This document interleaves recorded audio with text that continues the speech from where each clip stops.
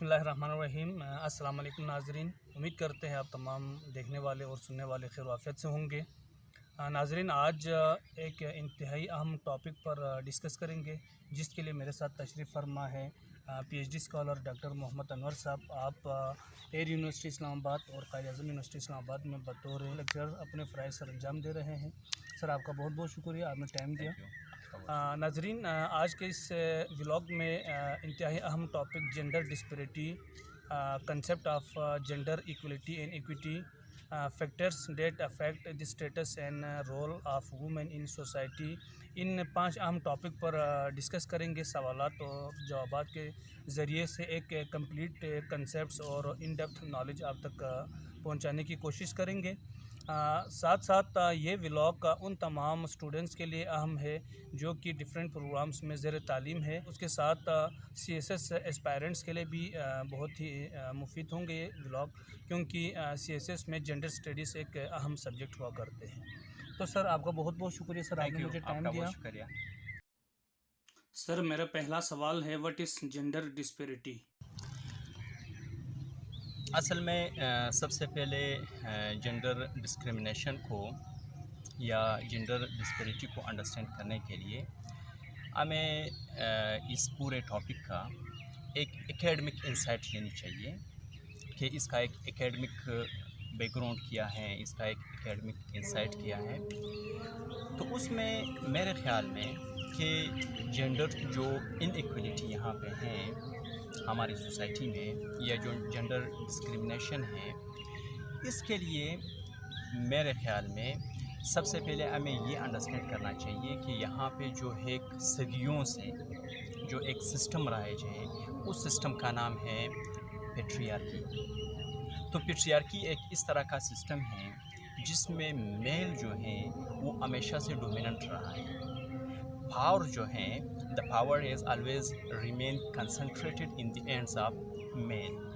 तो जब मेल जो है वो डोमिनेंट रहा है, जब पावर जो है वो मेल के हाथ में है, तो इसका ये मतलब है कि जो डिसीजन मेकिंग प्रोसेस है उसमें मेल का बहुत ज़्यादा रोल है। तो मेल जो हैं वो अपने हिसाब से सारे डिसीजन इस तरह करते हैं जिसमें उनका ज़्यादा फ़ायदा हो और जो फीमेल है उनका कम फ़ायदा हो।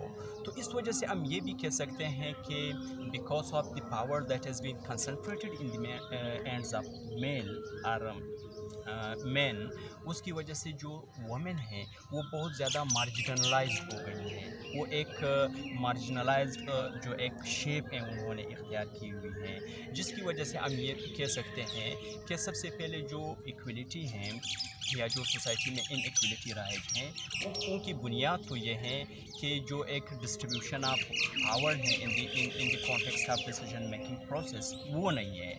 तो इस वजह से सदियों से हम ये देख के आ रहे हैं कि मेल जो है वो ज़्यादा डोमिनेंट है, और उसकी वजह से एक सोशल कंस्ट्रक्शन भी है, और उस सोशल कंस्ट्रक्शन के तहत हम ये कह सकते हैं कि मतलब मेल जो है वो डोमिनेंट है। कि तो इस वजह से हम ये कह सकते हैं कि हमें ये अंडरस्टैंड कर लेना चाहिए कि हिस्टोरिकली पावर जो है वो मेल के साथ रही है, और पैट्रियार्की का जो सिस्टम है वो हमारी सोसाइटी में हिस्टोरिकली ये मौजूद रहा है। तो इस वजह से जब तक आप पैट्रियार्की के सिस्टम को ख़त्म नहीं करते, तब तक आप जेंडर इक्वलिटी की बात नहीं कर सकते। थैंक यू सर, बहुत शुक्रिया, ज़बरदस्त सर। सर, अगला सवाल है, what are the factors that affect the status and role of women in our society? ठीक है, फैक्टर्स तो बहुत ज़्यादा हो सकते हैं इसमें। तो आप कोई भी जो फैक्टर हैं वो आप उठा के वो जिस तरह इलिटरेसी हो गया, जिस तरह मैंने कहा कि मतलब डिसीजन मेकिंग में उनका रोल नहीं है, बहुत ज़्यादा हो सकते हैं। उनकी एजुकेशन नहीं है, तो उनको फ्रीडम नहीं है, उन पे कदगने ज़्यादा हैं। ये बहुत ज़्यादा जो फैक्टर्स हैं, हम ये कह सकते हैं कि ये फैक्टर्स जो हैं वो वुमेन इनइक्वलिटी के बायस बनी हुई हैं। लेकिन मेरे ख़्याल में सबसे जो इम्पोर्टेंट फैक्टर हैं, again I will give some academic insight, वो अगेन पैट्रियार्की का सिस्टम है। पैट्रियार्की के सिस्टम में हम क्या देख रहे होते हैं? पैट्रियार्की के सिस्टम में हम ये देख रहे होते हैं कि हम यानी इंसान का जो फर्स्ट जो ان کی سوشلائزیشن کی جو ایجنسی ہے دیٹ از ہوم، ان کا اپنا گھر ہے. تو انسان اپنے گھر میں کیا سیکھتا ہے؟ یعنی ہم جس سوسائٹی میں رہتے ہیں، ہم جن گھروں میں رہتے ہیں، وہاں پہ ہماری جو فرسٹ سوشلائزیشن کی جو ایجنسی ہیں، اس میں ہم یہ سیکھتے ہیں کہ اس میں جو باپ ہیں، جو والد ہیں، جو انکل ہیں، جو بھائی ہیں، جو بڑا بھائی ہیں، وہ بہت زیادہ ڈومیننٹ رہتے ہیں گھر کے ڈیسیژن کرنے میں. گھر میں کوئی بھی چیز ہو تو وہاں پہ مطلب they are more powerful in comparison to the women. تو وہاں سے ہمارے ذہنوں میں ایک چیز کلچرڈ ہوتی ہے، یہاں پہ ایک چیز سوشل کنسٹرکشن ہماری ذہنوں میں ہوتی ہے. اور یہ جو سوشل کنسٹرکشن ہے، یہ سوسائٹی کے ذریعے، گھر کے ذریعے، ایجوکیشن کے ذریعے، اسکول میں، یونیورسٹیوں میں ہمیں یہ بتایا جاتا ہے، ہمیں کلچرڈ کیا جاتا ہے. تو جب ہمیں بار بار ایک چیز بتائی جاتی ہے، جب ہم دیکھتے ہیں، گھر میں بھی وہی دیکھتے ہیں، سوسائٹی میں بھی وہی دیکھتے ہیں، دوستوں کے ساتھ بھی وہی دیکھتے ہیں، تو اس مناسبت سے جو ایک سوشل کنسٹرکشن ہے اس کو ہم ایکسیپٹ کر لیتے ہیں ایز اے ریلیٹی. حالانکہ ریلیٹی جو ہیں وہ تو اس سے مختلف بھی ہو سکتی ہیں.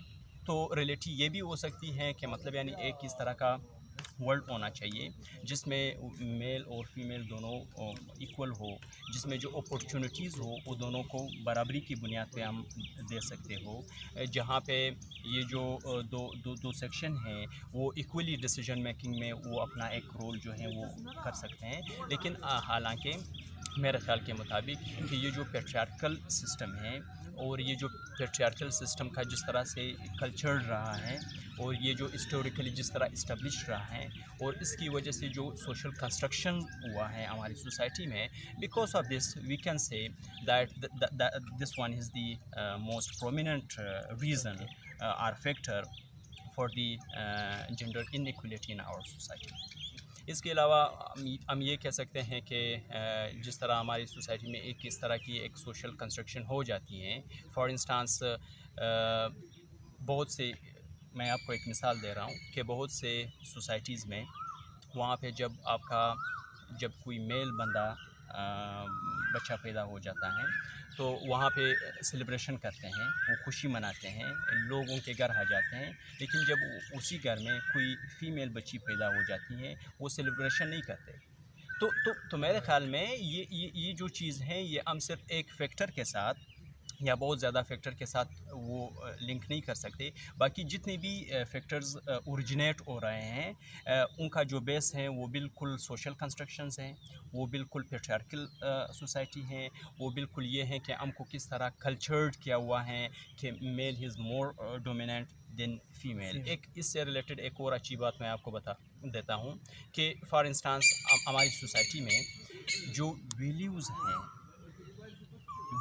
ہیں ہم نے میل کے ساتھ وہ ویلیو ریلیٹ کیے ہوئے ہیں جس میں بہادری ہو، جس میں مینہوڈ کا کنسیپٹ ہو، لیکن فیمیل کے ساتھ ہم نے وہ چیزیں اٹیچ کی ہیں، وہ ویلیوز اٹیچ کی ہیں جس کے ساتھ کمزوری ہو. فار انسٹانس میں آپ کو ایک مثال دیتا ہوں، مرد جو ہیں وہ روتے نہیں. تو اس کا کیا مطلب ہے؟ اس کا یہ مطلب ہمارے ذہن میں آ رہا ہے کہ مرد جو ہیں وہ سخت ہے. اگر مرد سخت ہے تو عورت کیا ہے؟ ہم یہ بھی کہتے ہیں عورت تو نہیں ہو جو رو رہی ہو.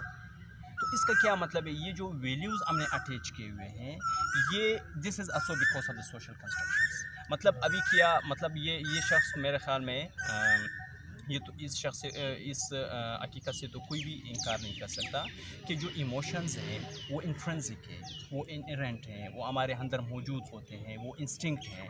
تو ہم ایموشنز کو کس طرح میل سے علیحدہ کر سکتے ہیں اور ہم یہ کس طرح کہہ سکتے ہیں کہ یہ فیمیل میں بہت زیادہ ہیں یا یہ فیمیل میں ہے میل میں نہیں ہے. تو میرے خیال میں یہ مینہوڈ کی جو کوالٹیز ہیں یہ ہم نے جو اٹیچ کی ہوئی ہیں میل کے ساتھ اور وومن کے ساتھ جو ہم نے کمزوری کی اور لاچاری کی اور اس طرح کی جو ویلیوز ہیں وہ جو ہم نے اٹیچ کی ہوئی ہے، یہ these all comes in the factors that generate women or gender inequality in our society. Thank you, sir.